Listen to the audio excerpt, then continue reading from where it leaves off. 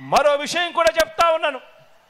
ఈ మధ్యకాలంలోనే ఈ విషయం కూడా ఈ మధ్యకాలంలో పేపర్లలో వచ్చింది కాబట్టి టీవీలలో ఎక్కువగా ప్రత్యర్థులు వాళ్ళ ఎల్లో మీడియాలో ఎక్కువగా చూపిస్తూ ఉన్నారు కాబట్టి చెప్తా ఉన్నా.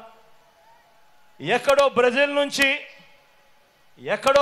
నుంచి మన విశాఖకు చంద్రబాబు వదిన గారి చుట్టం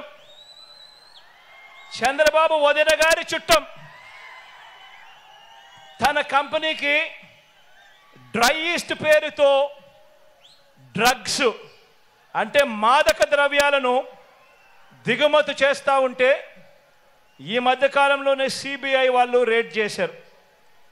ఈ రేడ్ జరిగింది అని చెప్పి తెలిసిన వెంటనే క్షణాల్లోనే ఎల్లో బ్రదర్స్ అందరూ కూడా ఉలిక్కిపడ్డారు. వారి బ్రదర్ దొరికిపోయాడని తెలిసిన వెంటనే దొరికితే తమ బ్రదర్ కాదని, దొరికాడు కనుక వారు మన బ్రదర్స్ అని మన మీద నెట్టేయటానికి కూడా క్షణాల్లోనే కూడా వీళ్ళంతా కూడా రెడీ అయిపోయారు. తీరా చూస్తే వారు ఎవరయ్యారంటే సాక్షాత్తు మన రాష్ట్ర బీజేపీ అధ్యక్షురాలు చంద్రబాబు నాయుడు గారి వదినమ్మ గారి కొడుకు వియంకుడు. ఆ కంపెనీలోనే గతంలో డైరెక్టర్లు భాగస్వాములు, బాబు బంధువులు, ఆత్మ బంధువులు, బాబు నిలబెట్టిన ఎంపీ అభ్యర్థులకు మరీ దగ్గరగా వీళ్ళకందరికీ బంధుత్వాలు కూడా ఉన్నాయి.